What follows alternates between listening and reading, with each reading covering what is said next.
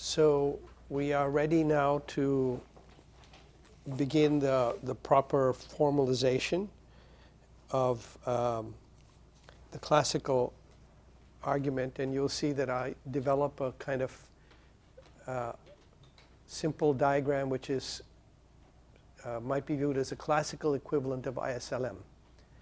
You can recognize all the elements there. There's no M, notice, because money is endogenous. But as I made the point earlier, in a Keynesian story, if you take Keynesian argument seriously, then the credit system makes money endogenous, so it's not clear what the other half of the L would be, what the LM would be. The IS is there. And the answer comes in the Keynesian argument precisely by substituting, or in the post-Keynesian argument, by substituting a fixed interest rate for the ISLM story of the interest rate, in which case you don't need the LM part, because the state supposedly fixes it. This is one of the analytical methods of getting around the idea that money is endogenous, because then you can't have the LM loop. And the typical answer to the endogeneity of money in the post-Keynesian tradition is to say that the interest rate is fixed somehow. Some people argue that the interest rate is fixed by convention. So it is what it is. It depends on institutions, history, and structure. So it can be taken in the model as exogenous. Others, like Basil Moore and many of the others, argue instead that the interest rate is fixed by the state. And as I've argued before, the trouble with that argument is that it avoids the issue of what the interest rate would be if the state was not fixing it. Now, it avoids the issue of the market rate of interest. Some post-Keynesians argue it's always been fixed by something. But in my opinion, that's kind of an evasive tactic because it leaves open the question of the interest rate itself. In any case, that is a characteristic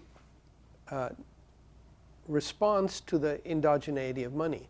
Now here I'm making an argument which is that the interest rate is in fact determined by the market, but not by the supply and demand for loanable funds or the supply and demand for liquidity, rather by the competitive profit rate equalization, which determines an interest rate which will give roughly equal rates of profit to the regulating capitals in finance, business, in banking.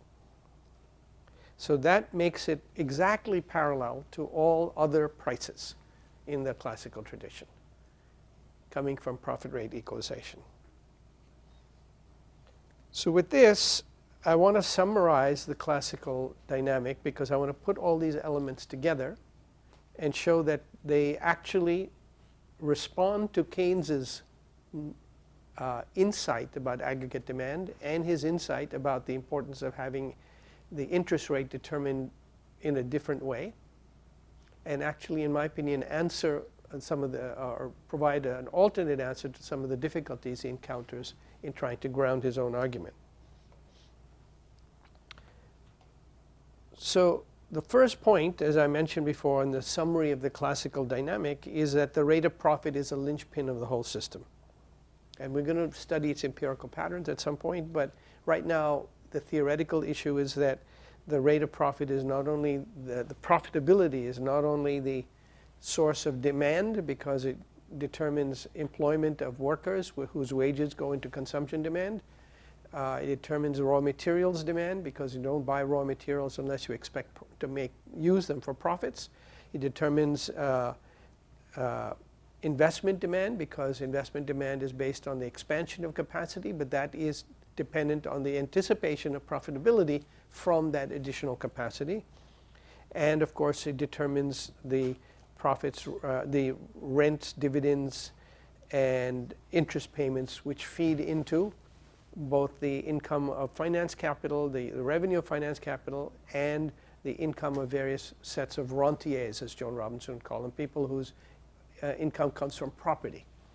So profit is a source both of wage income and property income, and therefore it's the source of the aggregate demand side of the equation, and it is the source of the supply, because of course the amount of product depends on your anticipation of profitability. Notice anticipation, because since production takes time, you have to produce in advance of the profit that you expect. Today's New York Times has a article in the business section about entrepreneurs, hedge fund, not hedge funds, the funds that invest in other people who lend you money. I just lost the word. But anyway, people whose job it is to you come to them looking for money, and they invest in your potential business by giving you money. There's a word. Pardon? Venture capital, sorry. I'm thinking about something else entirely. It's venture capitalists, some of whom have now decided to actually go into business themselves. And so they're buying little businesses rather than lending money to big, fast turnover businesses. And one of them they talk about was someone who bought a business that does garden landscaping. So he came in and made a deal, or they came in and made a deal with the owners and became landscapers as part of the business. And it mentions there that, of course, you have to plan ahead. One of the anticipations you have to make is what the winter weather is going to be like. If you're a snow removal business, then the amount of things you stock up for the winter depends on the anticipation of the weather. And the weather turned out to be pretty warm, and that wasn't so good for snow removal. The other thing you mentioned in there is that 50% of businesses, small businesses, fail in first 5 years. 50% fail in the first 5 years. So, but the main point is, from the venture capitalist point of view, this is less risky than the other big investments they make, which apparently have a higher failure rate. So a 50% failure rate in 5 years is a pretty safe investment compared to the other. All of these are monies that you put in, and then you start praying for it to come back at some point. And that's the point, again, to remind you, in the circuit of capital. M, C, P, C prime, and M prime. Each one of those, as Marx spends a lot of time talking about, is a temporal dimension which can be interrupted by circumstances. And so there's no guarantee that just because you've got an M, you're going to get an M prime. All of that depends on all the intervening elements, which, when at a concrete level, are highly varied for individual capitals. Nonetheless, the point is that profit rate equalization makes M prime proportional to M by a normal rate of profit. And that's the point of the competitive aspect. That's Smith's invisible hand. Everything is at a concrete level, is failure rates and anticipations and guesses and prayers and cutting up sheep for good luck and trails, or whatever you want to do that'll help you make it through that circuit. But in the end, what imposes itself is an order among the winners and the losers. And 50% failure rate in 5 years means half of them lose. So it's not just that it's automatic. That, incidentally and parenthetically, is why it makes no sense to talk about profit as a cost. In neoclassical theory, as I reminded you, you have a cost curve in which the average fixed cost includes a normal profit margin. Why? Because in neoclassical theory, in perfect competition, in the absence of any uncertainty in everything, you can assume that you're going to get a normal rate of profit, and that's taken to be your right, that what you deserve, and you can incorporate it into your cost structure. No such thing happens in business. Never has.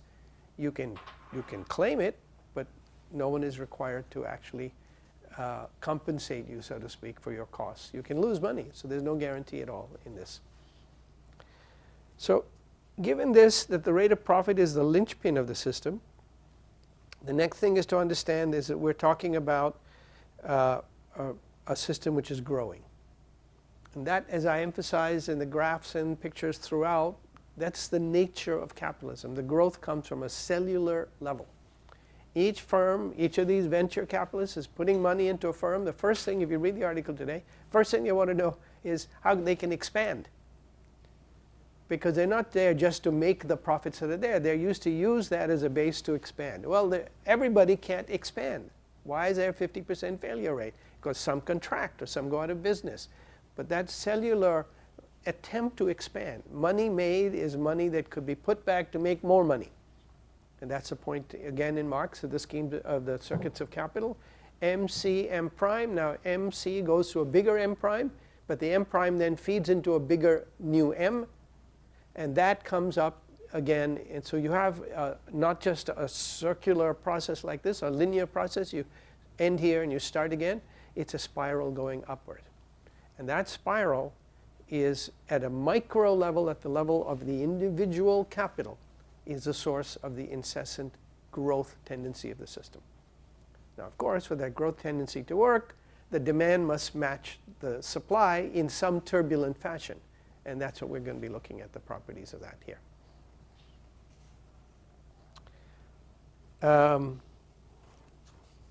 So then you have to ask, if you are in a growing system and demand is bigger than supply, what happens? And the answer is, of course, that nominal output will accelerate. I say nominal output because firms at any given price level will expand the rate of growth of production. So the level of output will accelerate if demand is bigger than supply. And if you have output bigger than normal capacity, then you have the same issue. Capacity will accelerate because the rate of growth of capacity will rise. And that, again, is a very important distinction, because it's not a matter of saying that output increases, but rather output accelerates.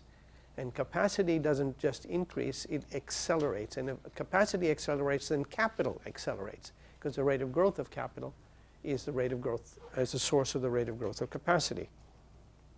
In a similar way, when the actual interest rate is higher than the normal one, the one that'll give you that'll give a roughly normal profit rate, then the supply of capital going into finance capital accelerates. And that brings down, by increasing the liquidity and the supply of capital and the availability of financial services and all that, brings the interest rate down in the market. So in that sense, demand, supply, and capacity and interest rates are all turbulently equalized to their underlying fundamental variables. And that implies that in the process of this equalization, we can think of it as a fast process, which is demand and supply equalization, turbulent, moving, and remember, it's moving over time, so you're looking at fluctuations over a growth path.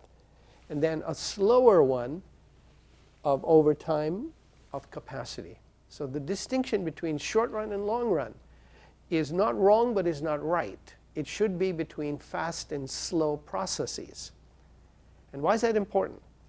If you understand that the distinction is between fast and slow processes, then you understand that both of them are present at the same time. You cannot say that in the short run you don't care about the long run, or that the long run is just a series of short runs. Of course that's true. Every moment of time, if you look at a longer period of time, is a series of the shorter moments. It doesn't follow that the shorter moments are independent of these slower processes. Both are going on at the same time. In any quarter, some firms have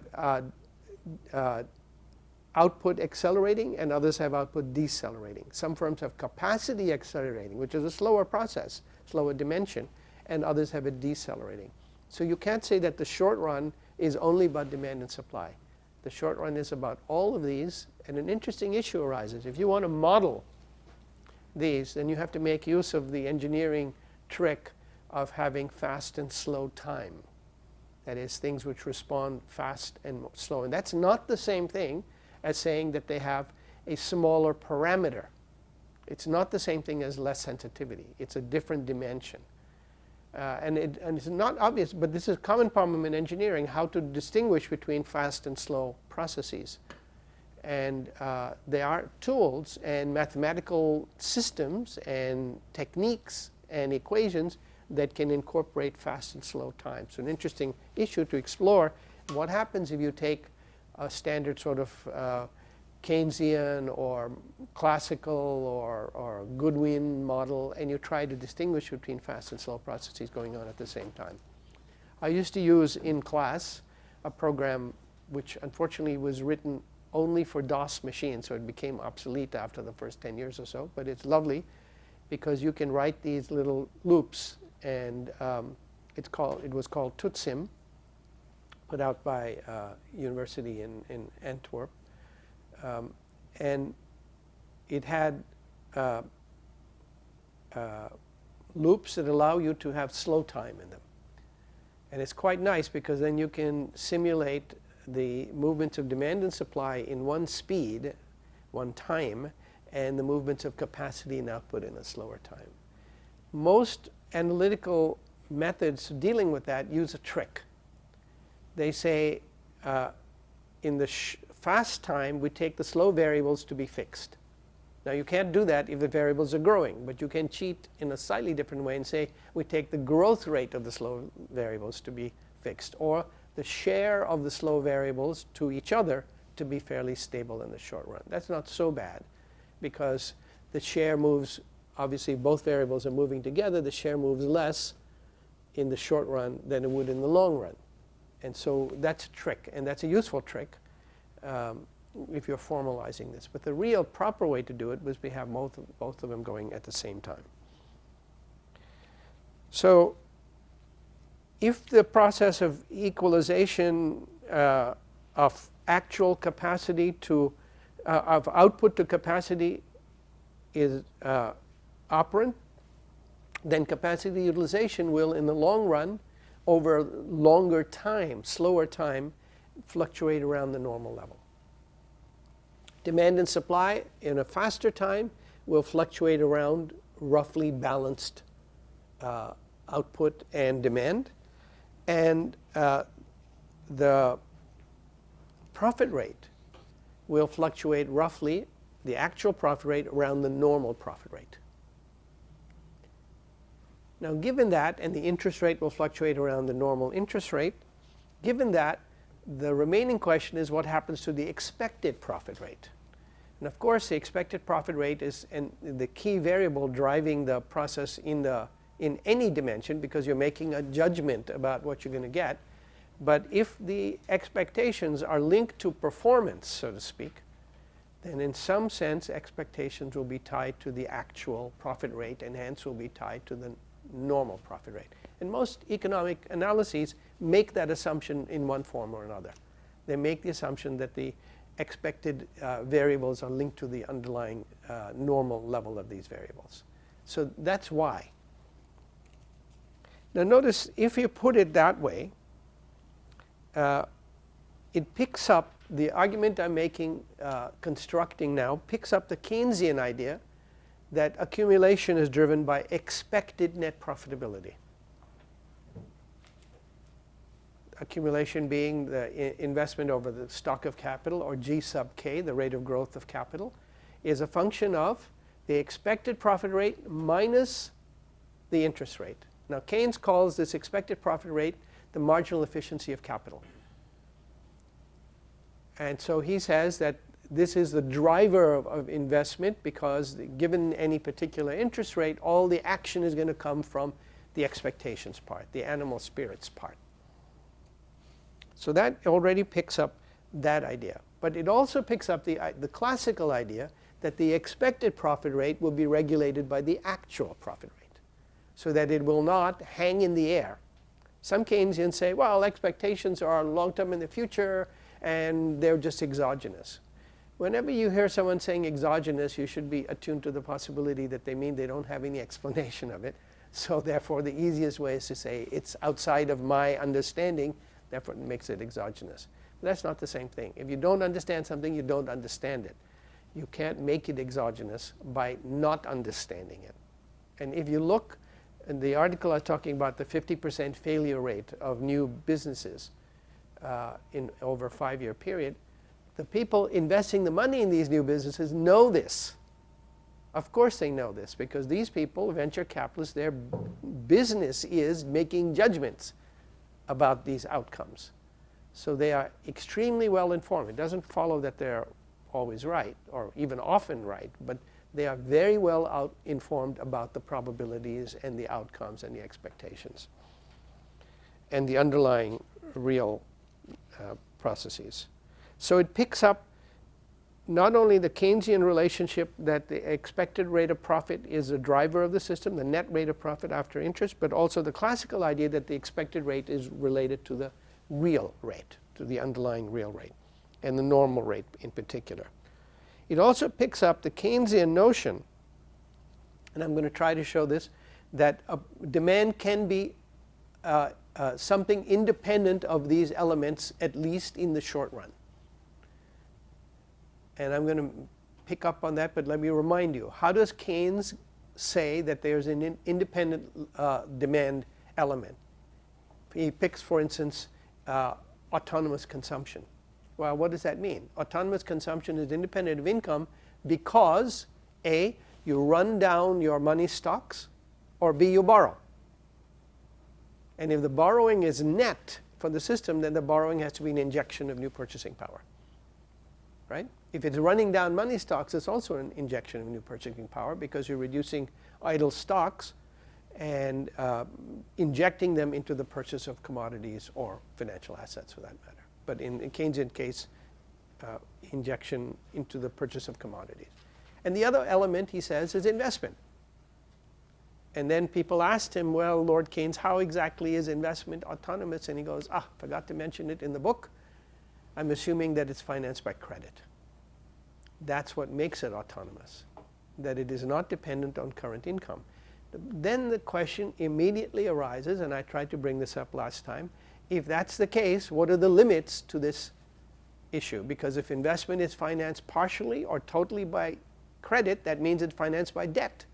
So the fact that you have ability to invest what you think you want or what you can get away with in the short run does not mean that there is no limit to that process. The limit appears in the debt burden, in the interest rate burden, and all of the other elements that come into play when you start looking at those stock flow dynamics, which we're going to do.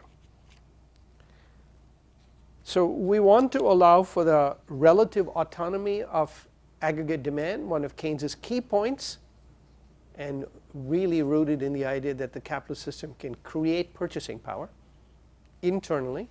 It has, once you have fiat money, you have an internal gold mine.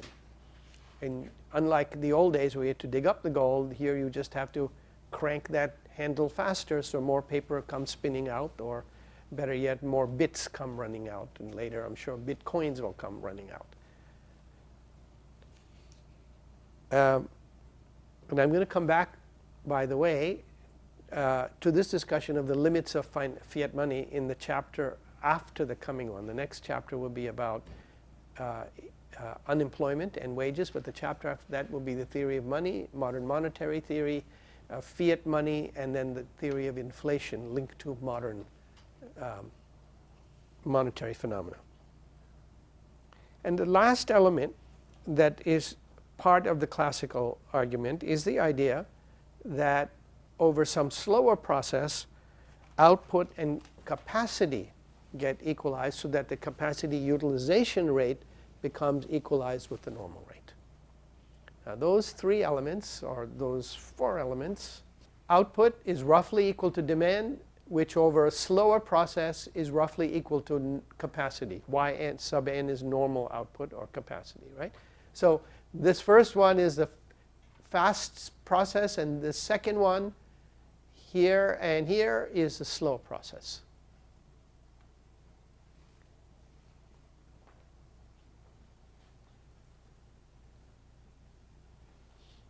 Okay? Second set of loops, expected profit rate, Keynes's marginal efficiency of investment, is linked, related to the actual profit rate, which is itself linked and to the normal profit rate. All of these links are different speeds and different volatilities, and all of that is understood. But we're interested at the moment in the underlying center of gravity rather than the path. And we're going to come back to the path. The path will be quite important. The third link is that the interest rate is roughly equal to the normal interest rate. The market interest rate, which is I, is roughly equal to the normal interest rate, which is I sub n. And that normal interest rate depends on the costs of banking plus a normal profit on the capital invested per unit loan in banking. So this is exactly a price of production story. And the last one is the idea that accumulation is driven by the difference between the expected profit rate and the interest rate, but the expected profit rate is linked to the normal profit rate and the interest rate is linked to the normal interest rate. So the underlying driver of the system is that gap between the normal profit rate and the normal interest rate. And all the other variables, the differences between demand and supply, capacity utilization, and many other things can be usefully put in this term eta sub k, which is a driver. It's a forcing variable in the algebraic sense. And we can then say, what happens if this were to rise and then come down, and we can see how this whole system operates. But this way allows us to distinguish between the fundamentals and the expectational and short-run disequilibrium and exogenous injection of purchasing power, which all can be summarized in here. So this is a very simple way of putting all those elements together so we can bring them in one at a time as we need them. Any questions here?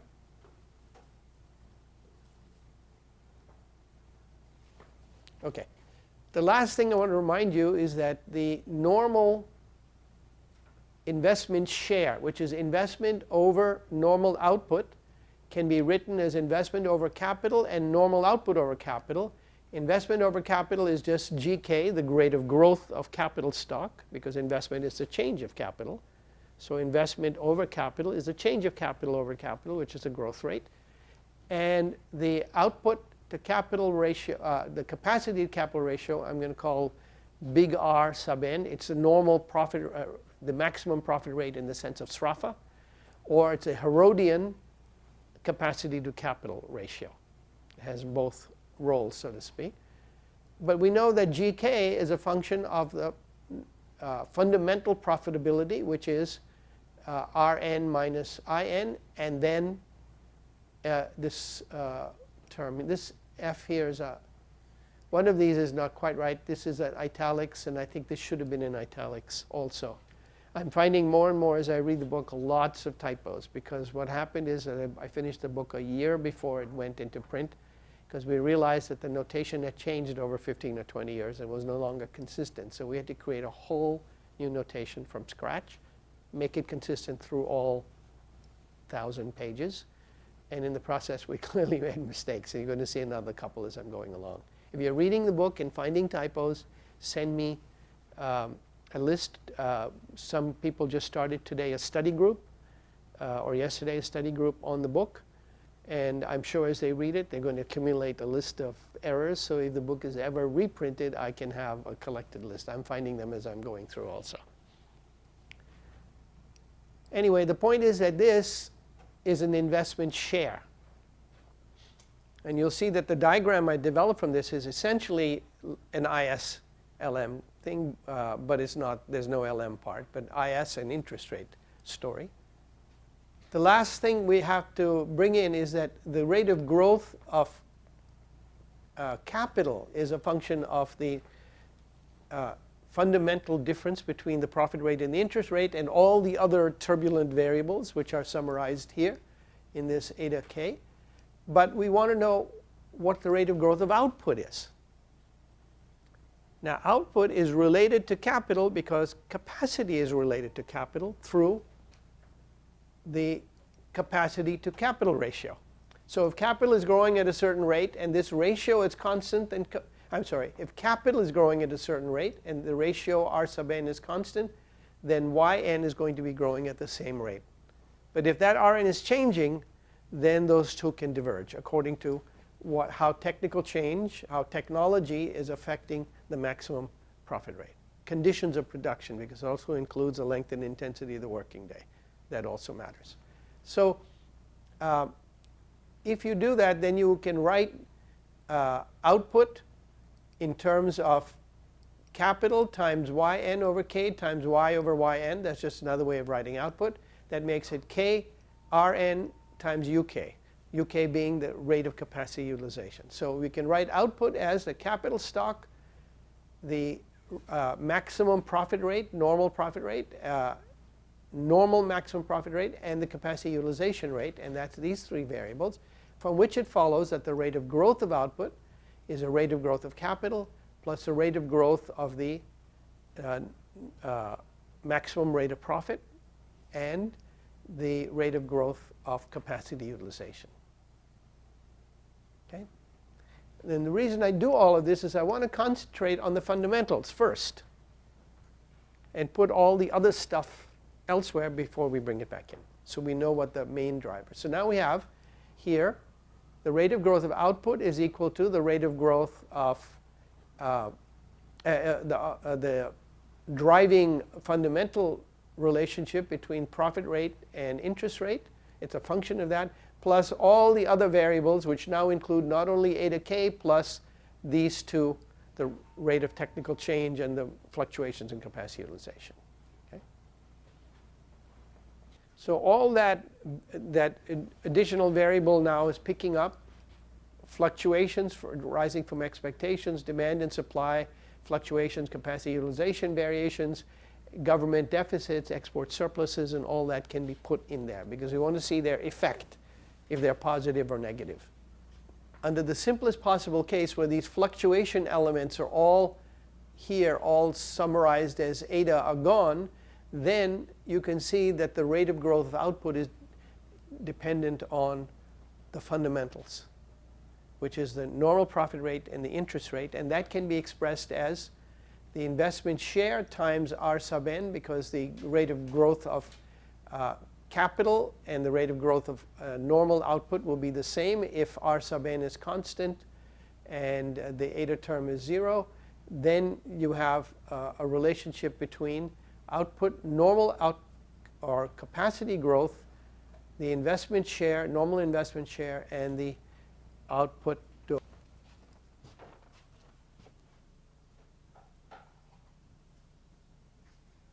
So now that brings us to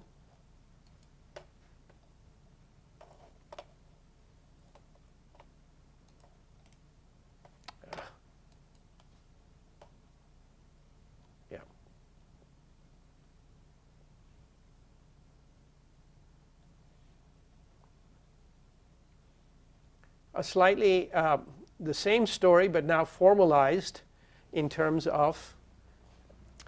So we now can normalize formalize this as saying we can express those previous relationships in a different, slightly different form. Instead of having the rate of growth of accumulation, we can have the investment share. It's going to be a function of the rate of accumulation plus this driving term divided by the capacity to capital ratio. Then you have the interest rate determined by the profit rate, so that here you have an additional variable explaining the interest rate. You have the savings rate will be equal to the share of capital, because savings will be equal to investment. That's the equilibrium condition. So that means that the aggregate savings rate is now equal to the investment share. But the investment share is the one that's doing the driving here, because that depends on profitability. The savings rate adapts to the investment share in the way that I talked about last time, which is the fact that the business savings rate is an endogenous variable that responds to the finance gap, and that makes the overall savings rate also endogenous. In other words, it fills that gap so that the savings equals investment through a flexibility of the savings rate, through an endogeneity of the savings rate itself.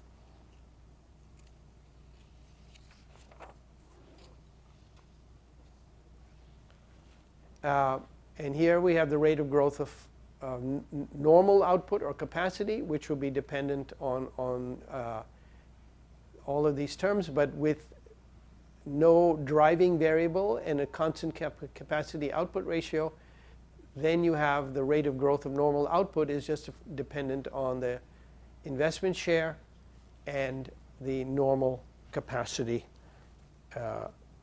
to output ratio. Now notice that, I think something got left out. Hang on a second. Yeah. Notice that this last relationship, which follows just from the logic of the classical argument, is equivalent if I put the investment share, replace it by the savings rate, then this looks exactly like Harrod. Harrod's argument is that the rate of growth of capacity and output in the long run is equal to the savings rate times the output capital ratio, capacity to capital ratio. But in Harrod's case, the growth rate is ruled by these variables because the savings rate is taken as given. And I've argued before that there is absolutely no rationale, not even presented, for the idea that the savings rate is given. Harrod mentions somewhere, well, business savings rate are different, but then let's assume that the savings rate is given. Koletsky does the same thing. He says businesses have to finance investment. They have to have the finance before the investment. And an important part of that finance is their own savings rate. And then the next breath he says, but let's just assume the savings rate is proportional to capital in the profit, in which he throws away the whole key break which he could have made by making the savings rate endogenous. What's the point of that? Well, if this ratio is driven by profitability, then it's the rate of growth of output which is determined by profitability, not by the savings rate, because the savings rate is determined by the profitability also. So even though it looks like a Harrodian story, the dynamic is fundamentally different. In Harrod, the savings rate is fixed and the rate of growth of output is determined by a technological relationship and a fixed savings rate. In Keynes, and this is a point John Robinson makes, in Keynes and in Marx, the investment share, which is a proxy also for the rate of accumulation, is determined by profitability. And the rate of output, therefore, is determined by profitability.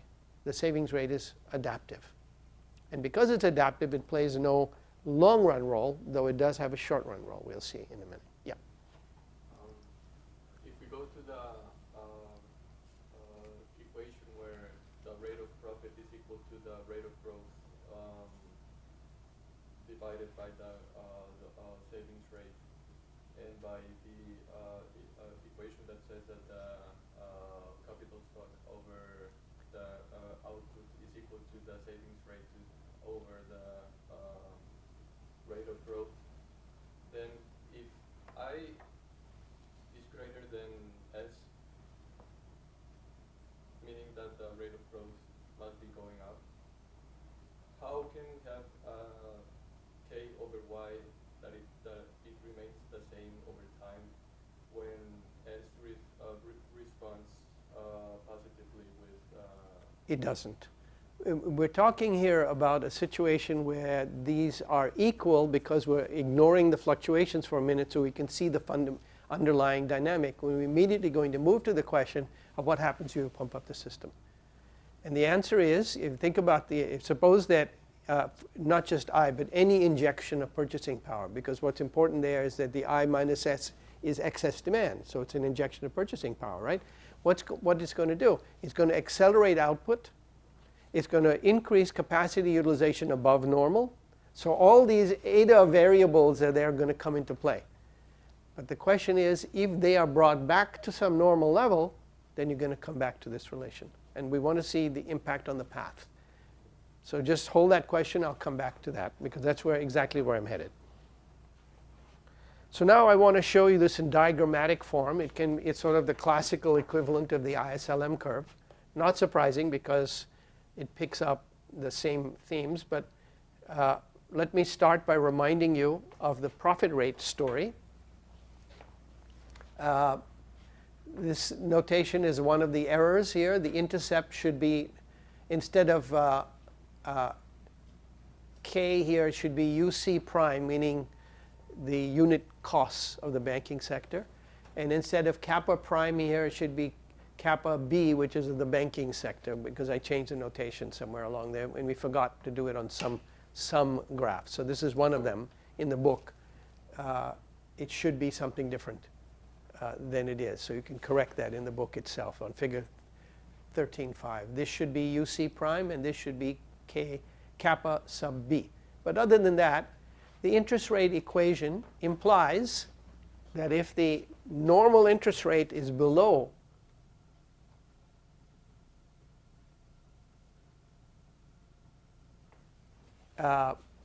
the profit rate here, then this curve has a particular shape, which is that it starts off, and you can, I derive in the book, you can easily follow that along. It will have a slope which is less than the 45-degree line. The difference between the profit rate and the interest rate, which may be negative at low levels of the interest rate, becomes positive somewhere along the way. So this region here is a region of profit, positive profit of enterprise. This should say profit of enterprise, but it didn't show. And I couldn't figure out how to fix it in time, but I'll do it at some point.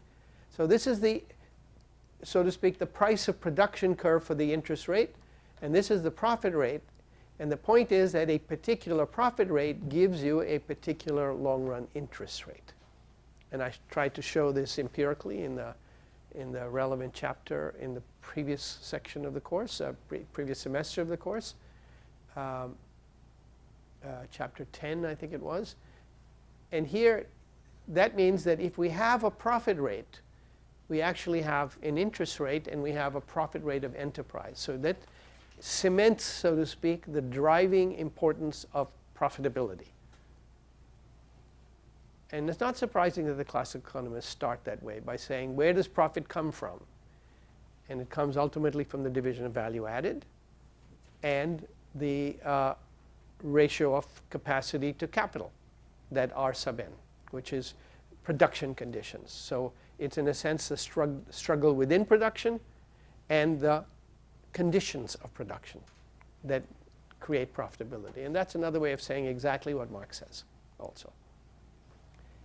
So given that the given variable whose determination we're going to come to in the next chapter, I'm going to start it today if I get to it in time, but for now we're taking it as given by something outside, and we're going to go inside of it shortly. But here, for given profitability, then we can draw the following, or we can create the following picture. Okay, so what do we have here? We have a given profit rate, a normal profit rate, and that normal profit rate is going to determine a particular normal interest rate. That normal interest rate, moving down to this curve, which is the share of investment, the normal share of investment, is going to depend on the normal profit rate, which we're taking as given for now, the normal interest rate, which is determined by that, divided by the normal capacity to capital ratio, and this driving variable, which for now I'm just ignoring, but it's built into the shape of the curves, the location of the curve, so to speak. That gives me a particular, so I go across from the interest rate to this curve. That gives me a share of investment on this axis. Going down to the 45-degree line, I go across, and that gives me a savings rate, because in long-run balance, the savings rate is equal to the investment rate. The savings share, which is what the savings rate is equal to the investment rate, which is the investment share. So that gives me my endogenous savings rate. And given that, I can go up on a line that this should be the rate of growth of output in relation to the savings rate and the R sub n. You can go up to the rate of growth of capacity.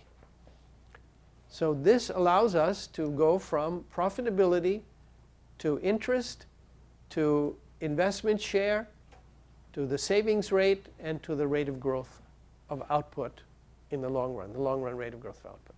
Is driven entirely by profitability and production conditions for the moment.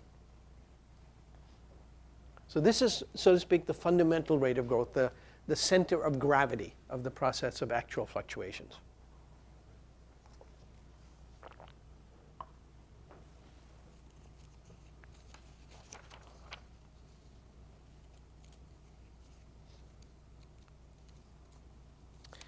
We can now ask, as I said, this sort of looks, the previous equation sort of looks like Harry, but it isn't, because you see it's being driven by profitability here. Savings plays no fundamental role at this level of abstraction in the actual growth process. And that's a big divide, because as Joan Robinson points out, Harrod says, or Harrod's equations lead him to the conclusion that growth is driven by the savings rate times the capacity capital ratio, which he takes to be constant over time. So therefore growth is essentially driven by savings. You save more, you grow more. And she says, well, but didn't Keynes exactly say the opposite, which is that investment is driven by profitability and savings is adaptive, so to speak. But Keynes also has a fixed savings rate, and you can't get both, as she points out. You can't get capacity utilization equal to normal as in Harrod, and accumulation determined by profitability as in Keynes, because those two are inconsistent, unless the savings rate is endogenous. Then, of course, the two become perfectly consistent, and so that's why the endogeneity of the savings rate plays such a big role.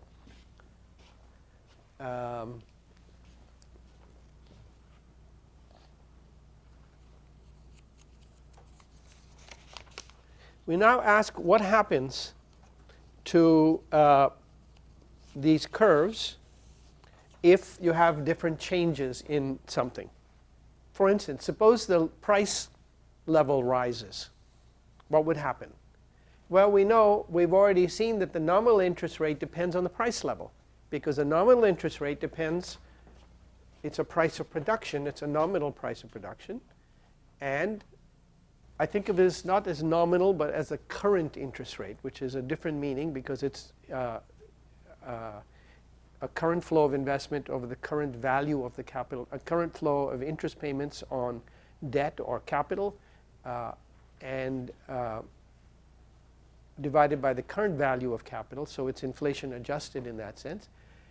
This depends on current costs plus the current profit rate on current capital times current capital costs. So you can see that if there's inflation, the current costs will be rising and the capital costs will probably be rising also.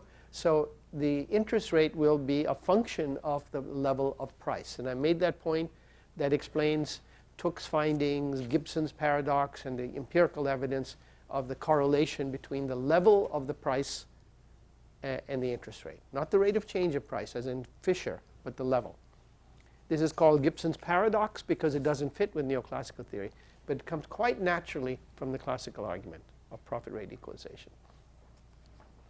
So what does a level, increase of the price level do? It's going to raise this cost, it's going to raise this capital costs, and therefore it's going to raise the interest rate.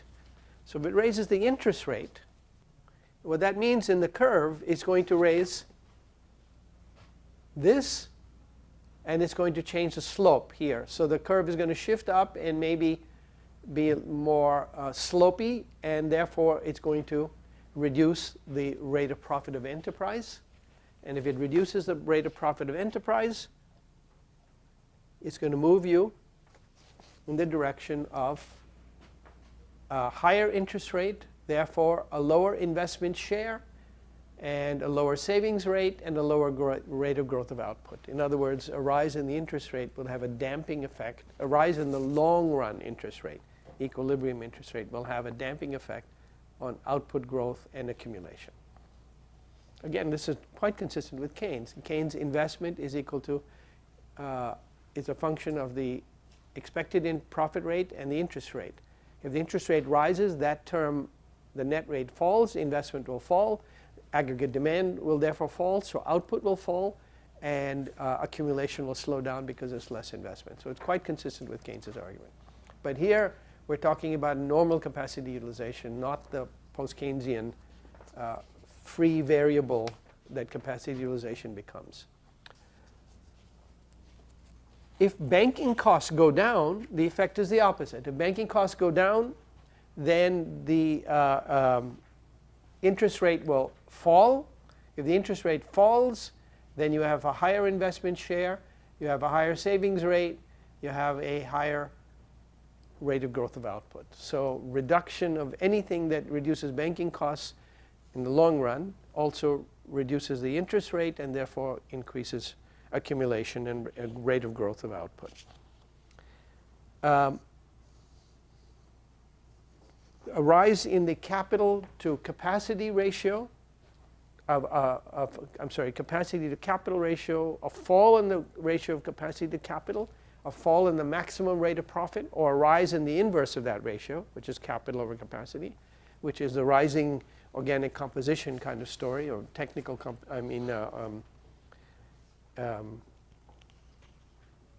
composition of capital in the sense of Marx.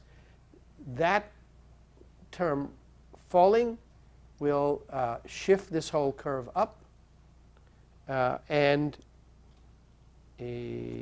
shift the curve down. So it'll have the same effect as a rise in the interest rate. At any given interest rate, the curve will shift down. Therefore, you'll have a lower investment share coming across to a lower growth rate. And then a fall in the normal profit rate will also shift the curve, since that's a parameter up to now, will shift the curve down, and so you'll get all the same effects because it will, but we know it'll also shift the interest rate down. This curve will shift down, but the interest rate will fall, but by less, because the interest rate curve shape. And so you would have, in fact, the investment rate, savings rate, and normal growth rate will fall. Think about what that means. Normally, if the profit rate falls at any given interest rate, then obviously the gap between the two falls, and you have less investment, less growth. But if the interest rate falls, it depends on whether it falls more or less than the profit rate. And the shape, the determination of the interest rate is such that it will fall less. So the interest rate will absorb some of that, but not all of it, and therefore the net effect will still be like a fall in the profit rate. Only it'll be mitigated by a fall in the interest rate. The next point is that it's important to understand that this term, eta sub k, which I'm ignored up to now, should be one in which, if you think about it, and this was Keynes's complaint about Hicks's, one of his complaints about Hicks's ISLM, he said the guy's drawing these curves as if there is no movement, but really all the mechanisms of animal spirits and all that take place because this curve moves up and down a lot, and moves up in particular ways. It moves one way in a crisis, moves another way in a boom. And so you want to be able to allow for all of that by understanding that the curve itself is, has a cyclical and even a temporal shift according to what's happening to this term. And we're going to come back to that in a minute. But for now, I'm abstracting from that because I want to focus on the importance of the normal determinants. Now, notice that the idea that the savings share is proportional to the investment share comes about because savings and investment become equal. In fact, because the savings, amount of savings adapts to the amount of investment. But not because output rises necessarily, but because the savings rate rises. And I made that point repeatedly last time. The equality of S and I in the Keynesian story comes about because the small s is taken as fixed, so y has to rise if I rises. But if s itself is endogenous to some degree, then the amount of induced increase in output is dampened when investment rises. And that's another way of saying that the multiplier relationship is not a fixed one, but will depend on the dynamic of the process, including over the cycle, as we know well. Actually, empirically, we know that quite well. But here it comes about, again, quite naturally.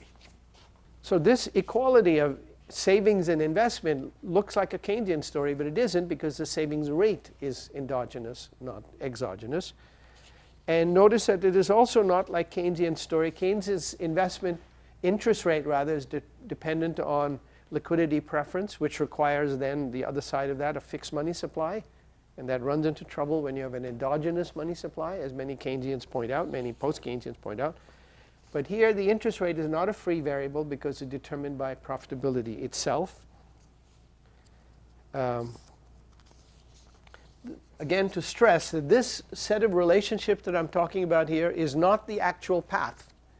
It's the fundamental drivers of the actual path. And now what we want to move to is how these path drivers interact with the actual path. How does that work? One last point. I've constantly emphasized the difference between fast and slow processes, and now we need to put a number on that speed. I would argue that what we call an inventory cycle, which is the adjustment of inventories to their normal level, is really the adjustment of demand and supply. Because firms maintain a certain level of inventories relative to sales, which they need because you have to have stuff in there to be able to take it out when you want, and then you build the inventories up so you have a steady safety stock, just like you have money in your pocket or money in your account to mediate fluctuations. Firms have to have inventories to mediate fluctuations in production and sales and so on. But if the sales rise faster than you expected or you planned, then your inventories will go below normal. If they go slower than you planned, your inventories will rise above normal. If they go below normal, you have to speed up production, or at least the purchase of inventories, which means some people have to produce more in order to build them up, and vice versa if you have too high inventories. So inventory fluctuations are the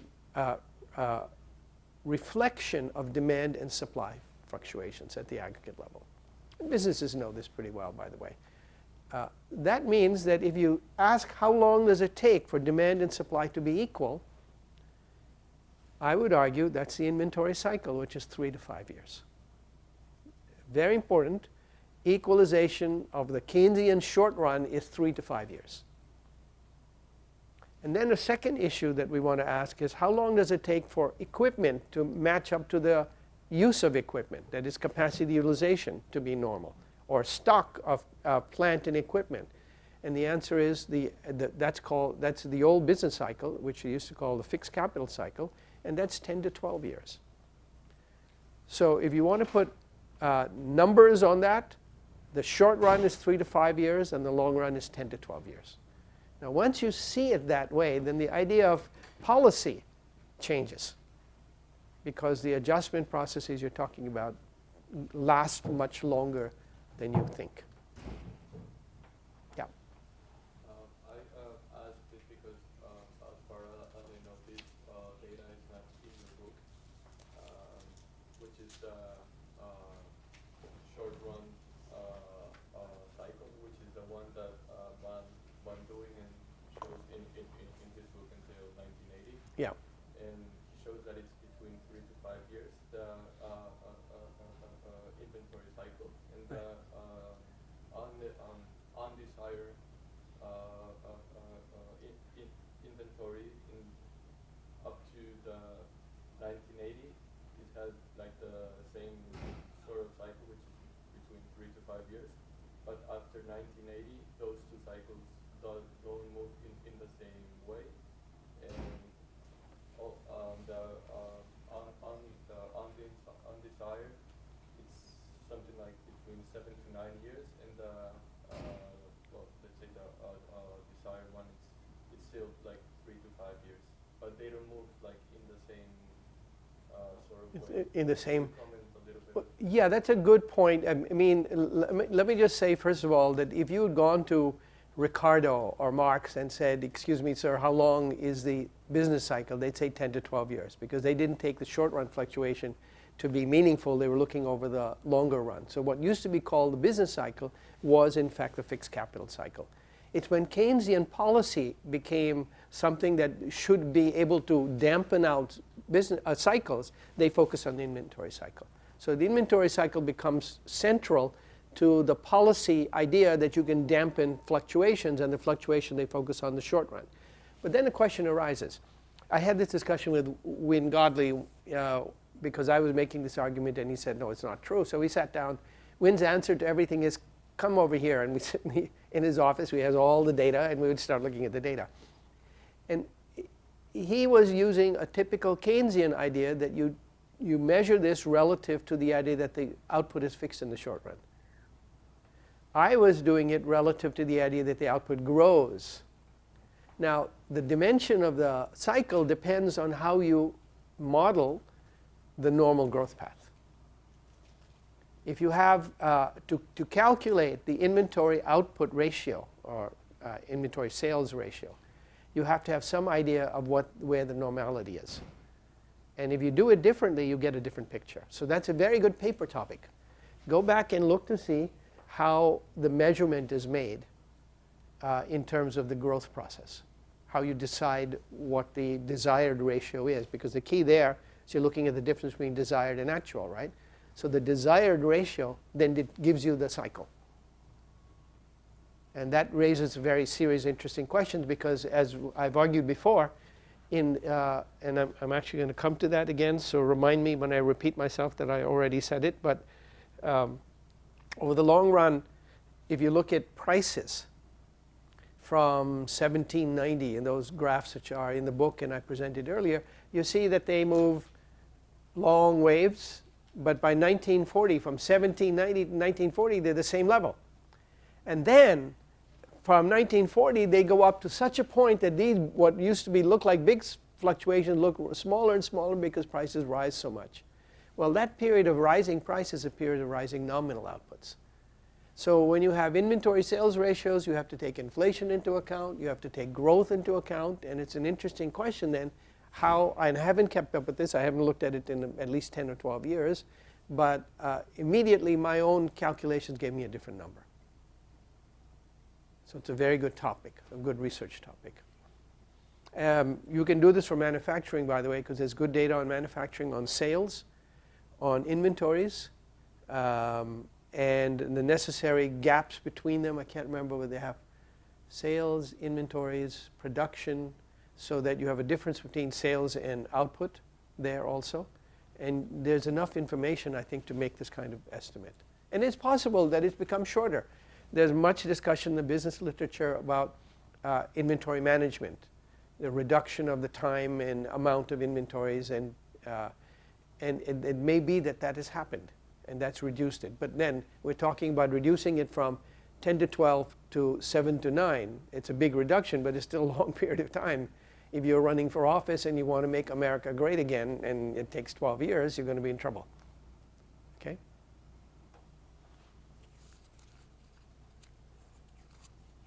Okay.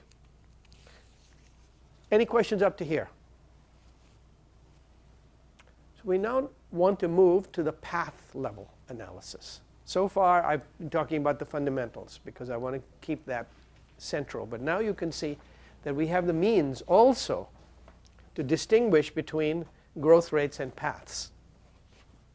Oh, I forgot to mention, this table summarizes the effects that I mentioned of the different variable changes.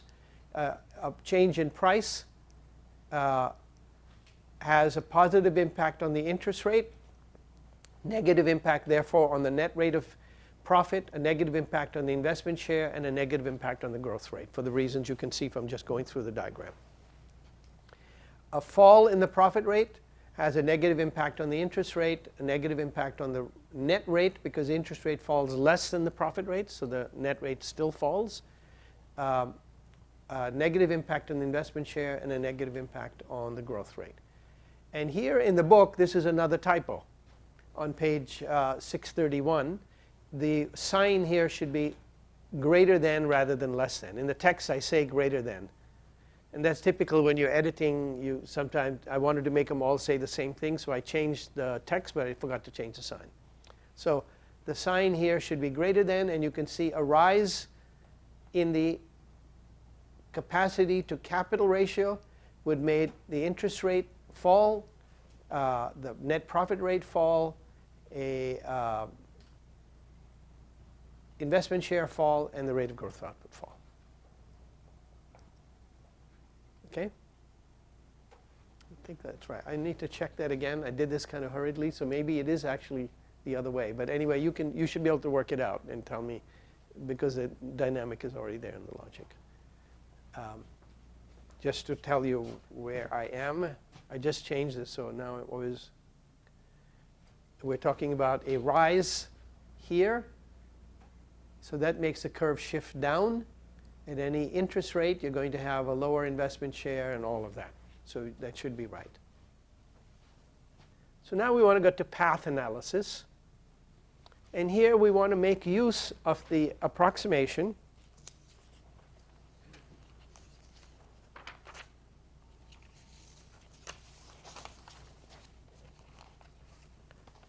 that a growth rate can be expressed as a difference in the logs of the level of output. Everybody's familiar with that, right? It's a basic approximation that if the growth rates are on the order of 3-5%, so it's a pretty good approximation. You can write the growth rate as a log difference, so that means that we can take our growth rate equation and write it as the log of yt is roughly equal to the log of yt minus 1 plus a function of time, and that function of time is all these profit rate, interest rate, and production condition variables, plus the rate of growth of the GRN. Everything is lumped into that term f of t for now, because we want simplest versions of it, and you can see how it would work is more complicated. And the forcing term itself may exhibit jumps, because there's a temporary rise in expectations and then it dies out, or it may it may rise up to a new level if demand is being pumped into the system through government deficits and so on. We want to allow for all of that. And this is a nice simple way of allowing for many of the possibilities. Now, so we want to start with the simplest case in which this variable here, which is the investment share, is really constant over time. And we want to just ask, what would the path of output look like if you had a constant investment share due to all these fundamental variables being constant, or that. So if we then start from some initial output, we get the log of y1, because this is log of yt is log of yt minus 1. So log of y1 is the log of y0 plus this constant, which is alpha, plus this forcing variable. And that means the log of y2 is the log of y1 plus that and the forcing variable. So we can add that up. So you get the log of y0 plus 2 times alpha plus the sum of these shocks in each time period, and so on. This is pretty standard. The log of y can be decomposed into the initial starting point, a time trend, and an error term, which is the sum of all the shocks. Now, suppose this error term here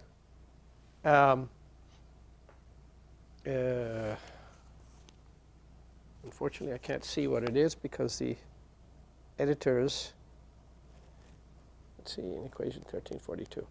I think it's the eta. If the eta is pure white noise, so this term in each is just pure white noise, then the path in this equation would be a random walk with drift. And that's a familiar result. That is to say, it would be a unit root process. So the simplest case of the classical argument is a unit root process with a time trend. With an endogenous, so it's got both, so to speak. It's got a deterministic time trend and the drift term.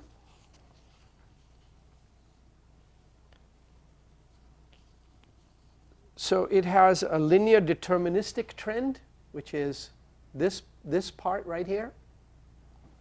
And it has a drift, a stochastic trend, which is the sum of the white noise shocks. And we know that in that case, over the long run, the deterministic trend will dominate the stochastic trend. If there is a deterministic trend, and that would be one determined by profitability, by the way, that's a key point, net profitability, it will dominate.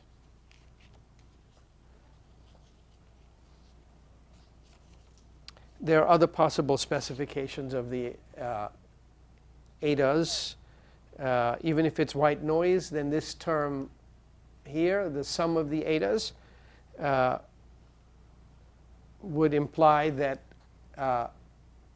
this term is equal to, you can calculate it out, nt minus 1, nu t minus 1, plus eta, the current eta, and that's a serial, first order serial correlation.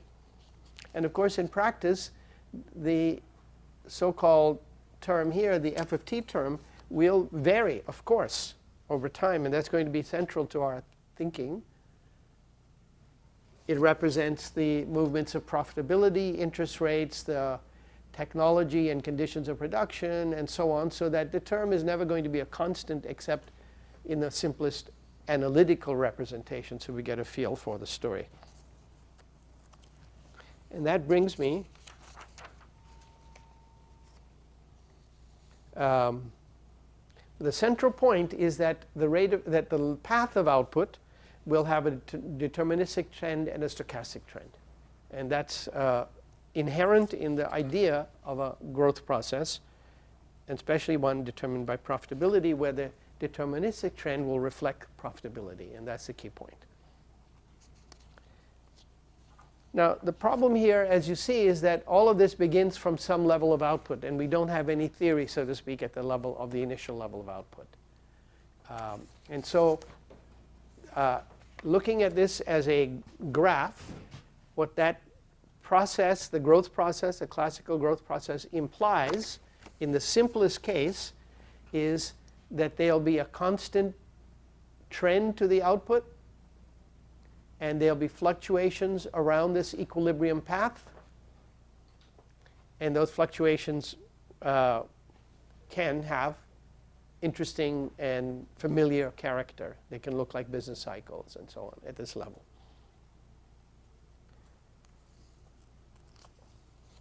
And the second thing is that the path itself will be dependent on profitability. And that's the key point. It reflects profitability. So then we want to ask, what would happen to this story if the profit rate were to fall to this path? The path is basically the time trend plus a series of white noise shocks. And this is very important. If anything causes the profit rate to fall, so this is the path determined by the old profit rate, and now the profit rate falls, then you have a slower growth path. So what's going to happen is the fluctuations around that path will now become fluctuations around a lower growth path. And you see, I've simulated by just adding random shocks to a thing, but you see how much this looks like the business cycle graphs I showed you in the beginning of the course and in the beginning of the book. And yet this comes from a very simple representation of the process. So you would have something that now fluctuates around a lower growth path, and it wouldn't be obvious at first until these don't come back to that old level but come back to some lower level. Okay? And this is also related to inventory output ratios. You can see the same problem. You've got a trend, and you need to be able to figure out what that trend is. But then we want to say, but we started from an arbitrary y0, which is 10, and we don't have a theory of that 10. So one way to understand that is to change the question and say, what would happen if profitability were to rise for a while, or expected profitability? Because remember, I've got this eta term which captures all of those things, including expectations. Suppose the driving term rises for a while and then comes back down without changing the profit rate. What would happen? Well, we have information to do that because we have the equation for the path, and it's easy to see what's going to happen is that this is a classic case of expectations driven production, or even a temporary change in actual profit over the normal and then coming back. The normal profit rate is not changed, so the growth paths are parallel before and after, but the effect of the temporary rise in output due to a temporary rise in some driving term, expectations, excess demand, is to raise you to a new level of output so that you get exactly a Keynesian outcome, but in a dynamic context. So expectations can give you a boom, and you get a new higher level of output growing at the same rate, because we've assumed at the moment that the profit rate is not changed. So this is the classical equivalent of the Keynesian multiplier story. Notice that in the Keynesian story, it's done in levels. So you have a level, it goes up and comes here. But that's inconsistent, because that driving variable here is investment. If investment really does go up, then capacity utilization will have gone up, but also the growth of output of capacity will have gone up, and that will be ultimately declining. But the new level of investment, the capital stock is rising because investment is positive, so capacity utilization has got to be falling persistently, and that's inconsistent. It's stock flow inconsistent, but it's also economic logic inconsistency. And that's why Harrod rejects that. But the important point at this point is that a temporary infusion of purchasing power due to expectations, due to government deficits, due to export deficits, due to all kinds of interest rate manipulation, which could lower the interest rate and bring this up, all of that would give, in fact, a Keynesian multiplier effect in the path. And yet, the savings rate here is endogenous, so that is not in the same, it's the same outcome, but it's not the same process here. But of course, that raises the question, what would be the impact of a higher level of employment? Not just a higher level, but employment growing at a higher level, but growing at the same rate. That means that if the rate of growth of the labor supply is the same, you basically decrease the unemployment rate. Because the labor supply is growing at the same rate, the labor demand, employment is here, but now the employment has moved up. It's growing still at the same rate, but the utilization or the unemployment rate has fallen. The employment rate has risen.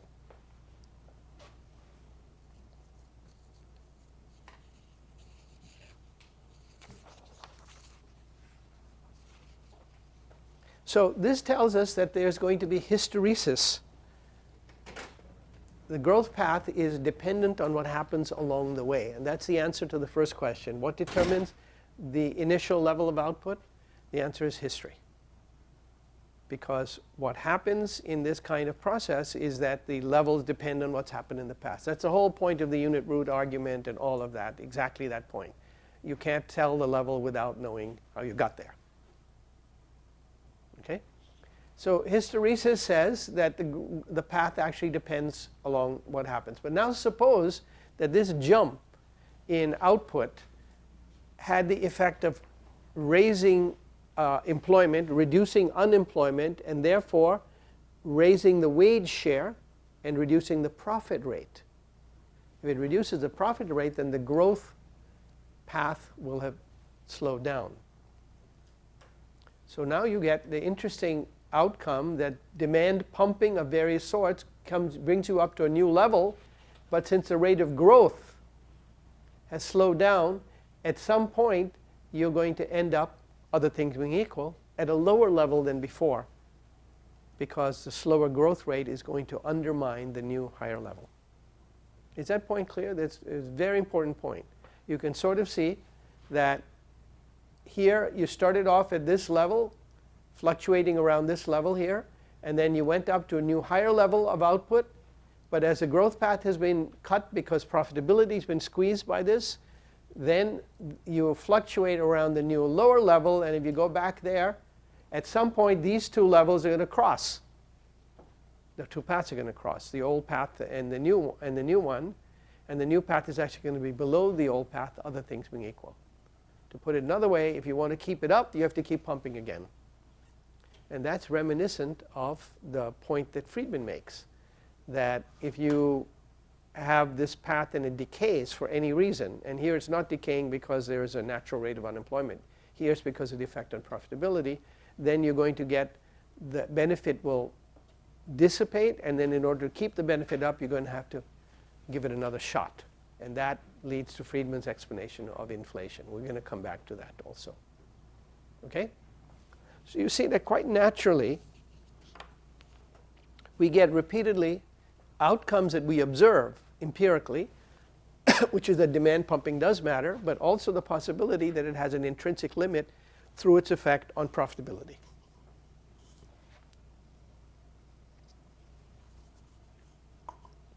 Any questions up to here? Yeah. So that's what would happen with a deficit or something like that, related public deficit or. That's right. So this ADA term captures a host of devices, whether you call them sins or virtues, it depends on. My point is that they have real effects.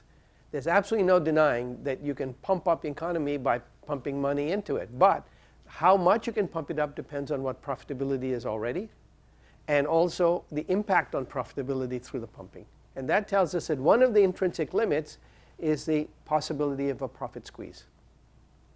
Now, that's related to a question which I'm going to come back to, which is this idea that is growth wage-led or profit-led? And my argument is that question is not meaningful because it forgets the fact that there might be a temporal sequence here. Suppose I believe what I believe, how would I test econometrically how to distinguish between this clear positive effect of demand pumping and the subsequent slow negative effect, since that's spread out? If I adopt a Keynesian point of view, everything happens in the short run, and what's today's short run doesn't depend on anything in the past, I won't be able to even ask that question. But if this were other things being equal, if this story was just one shot of demand pumping and then everybody stops and just sees what happens, then if this story is correct, you would see the positive impact, and it would take some time before, in fact, you even came back to the original level, and a longer time before you went below it. Okay? And this is wage-led here, and this part is the profit-led, which is the negative part because the profit rate is decreased, but the dimensions, the speeds are different. And really what this is saying is that one of the limits to stimulus of the economy is the impact on the fundamentals, interest rate, profit rate. And this, by the way, also tells you something really important, which is you can see how you can offset that by lowering the interest rate. You can see the tremendous impact that a pushing down of the interest rate from 14% in the early 1980s or early 1980s down to essentially zero through state intervention, because that's going to keep this rate not only constant, it may in fact raise it. So you can do both of that, but then you run into the difficulty, what do you do when the interest rate hits zero? So, but that could be 30 years, by the way. the long line is the warranted rate of growth. It's a rate of growth warranted by profitability. Yes, it's a profit-driven rate of growth. And this makes imminent sense because that's why I keep emphasizing dimension, time dimension here. It's very easy to jump to the equilibrium point and all that, but if there's a process involved, and this brings this out, then you're going to have to ask the question, how long does it take? And any government that I know of will say, oh yeah, well that's great. That'll be Donald Trump's problem. My problem right now is to keep this pumped up, and then we'll see. And every government will pass it on, of course, until the problem becomes where you have stagnation and inflation at the same time, as happened in the 1980s, and that again makes sense from this point of view. Then you have a problem. You can't pass on. Okay? All right.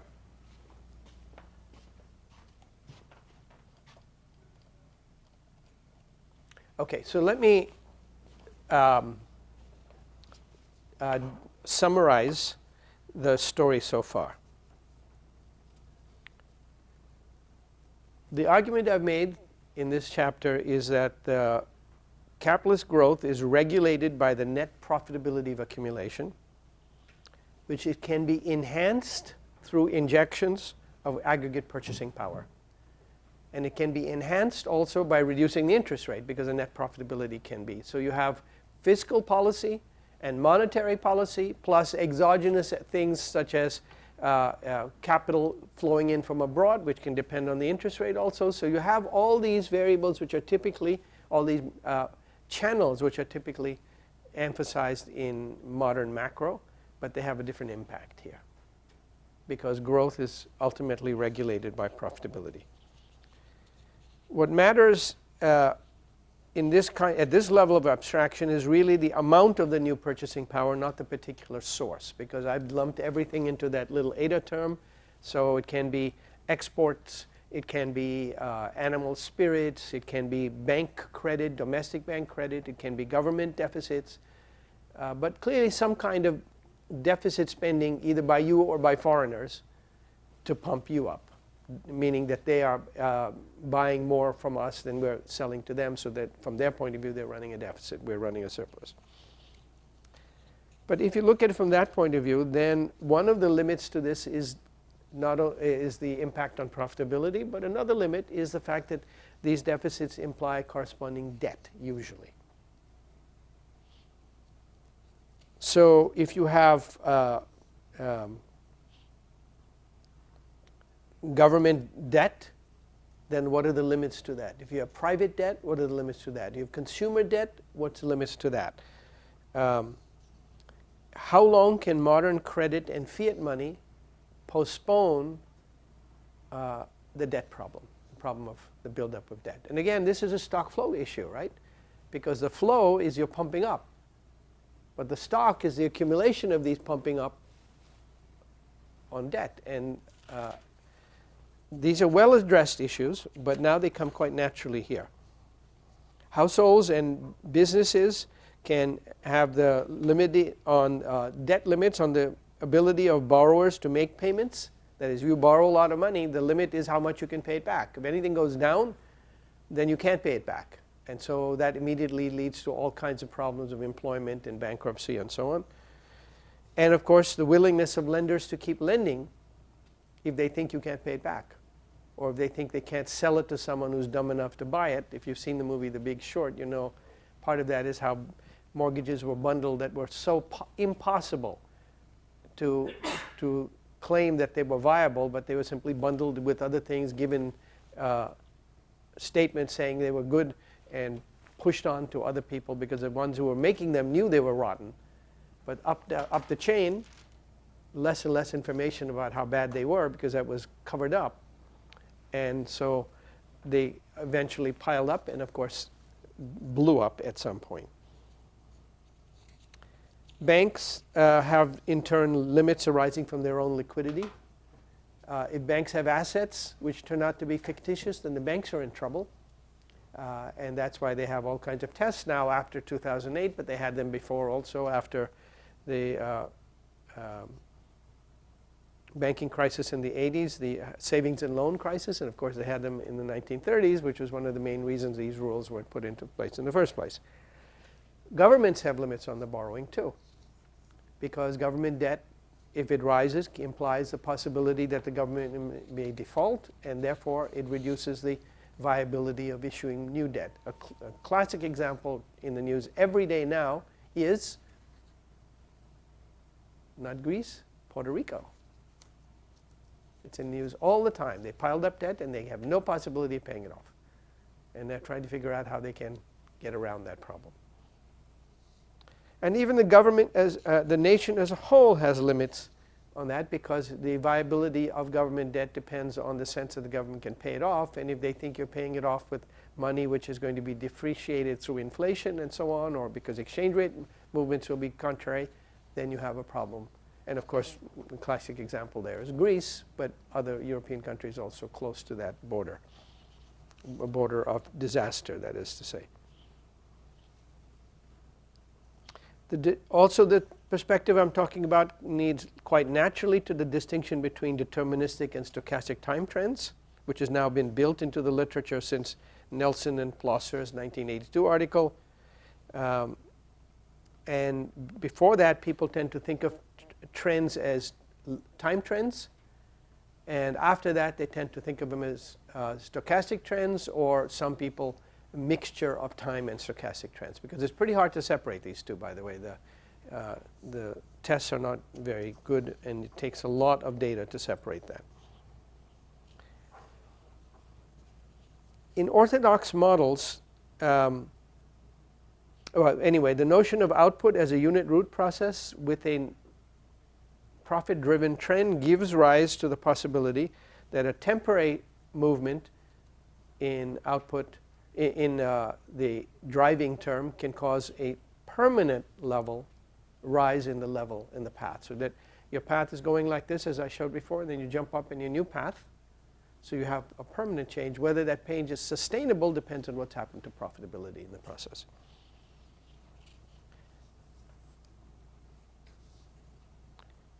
So the Keynesians have always emphasized, the neoclassicals emphasize that everything comes back to full employment, and so the only shocks you can get come from productivity, because everything else is structured around full employment. But Keynesians have always emphasized that there's unemployment and you can pump up the system and achieve full employment. This argument says that has a sort of long-run center of gravity. It's not full employment. It's normal profitability driven. But it also says that there is a potential limit to the Keynesian kind of argument in the effects of pumping on profitability. And that's a very important counter argument. So fiscal policy can stimulate the system, provided these policies do not produce an offsetting squeeze on profit of enterprise. The state can offset some of these by supporting business efforts to reduce real wages relative to productivity. And there are two ways to reduce real wages relative to productivity. You can stimulate productivity growth, and or you can reduce real wage growth. And we know in the 1980s there was a big emphasis on reducing real wage growth, because we've seen those pictures. I showed them to you earlier. You have the growth path of real wages, and then suddenly, bang, it becomes essentially flat. Productivity growth keeps on growing, is in fact stimulated. They were actually following a perfectly sensible policy from a classical point of view, which is to offset the fall in the profitability by changing the rate of exploitation. That's a very straightforward way of thinking of it. Okay?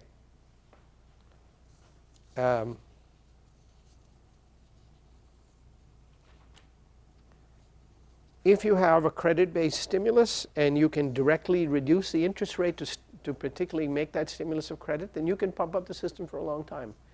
One could argue that basically from the 1980s to around 2007-8, the system was pumped up through a series of fiscal and monetary devices, including the reduction of the interest rate down to near zero. And it worked. It created more job growth, at least in the beginning, but it also created a bubble across the whole world. Because with the interest rate being driven down, financial capital was very cheap, spread across the globe, made available everywhere, and pumped up bubbles. And every state figured out that they could do it. They could pump up everything and keep the interest rate down through monetary policy, and in effect keep what looked like a permanent bubble going. But in fact, we know that we reached the limits of that, and I'm going to come back to later what those limits were.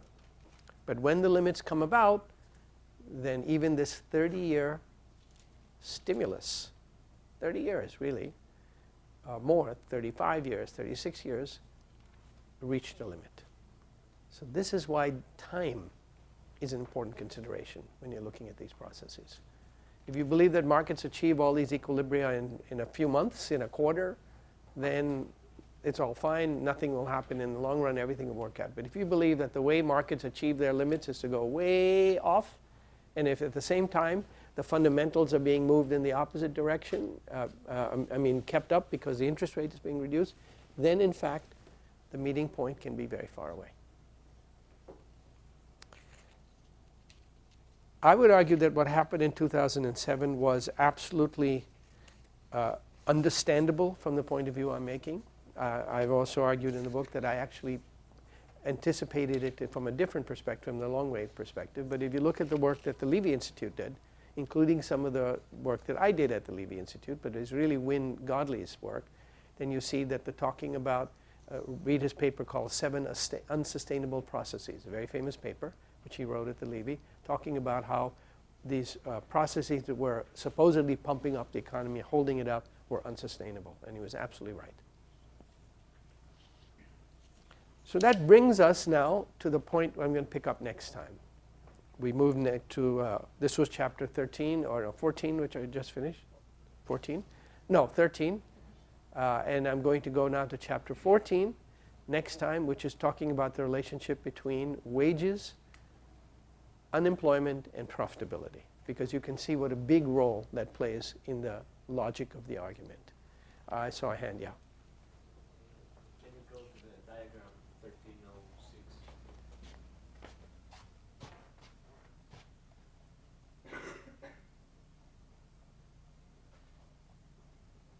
This one or the one before?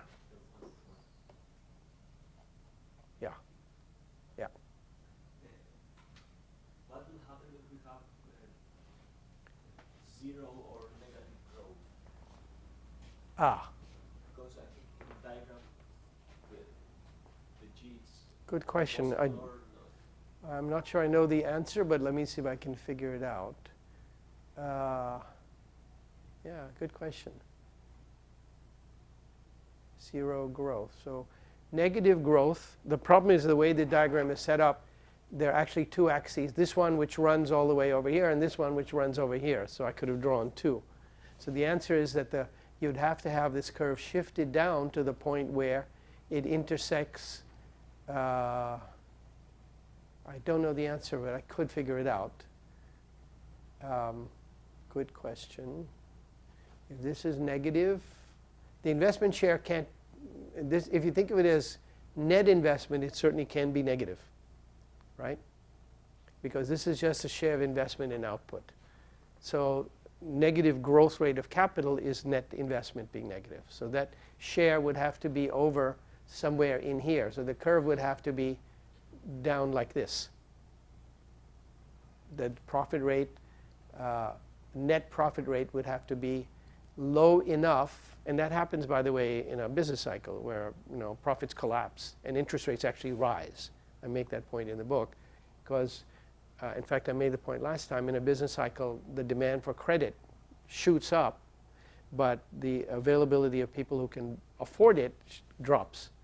And so the curve would have to shift down here into that part, I think. I need to think about that more. It's a very good question. But you'd have to be, the diagram would have to be separated out so that the same curve isn't, the same line doesn't represent both elements. And I think that could be done, but good question. But remember, this is not intended to be a short-run thing. This is intended to be the normal growth process, which means basically that you're assuming that interest rates will be smaller than the profit rate. So there's a positive element right here already. Okay. That comes about, and I made this point earlier, that in Keynes, this term here captures all these cyclical fluctuations and all that. So the curve is in reality never in its normal place. It's jumping up and down. In fact, jumps over a cycle. It jumps up and then falls down. So with some proper reworking of the curve, one should pick up the cycle part of the story too. Any other questions? Okay, so we now move to the question of what is a classical explanation for the relationship between wages, social structure, institutional structure, and unemployment.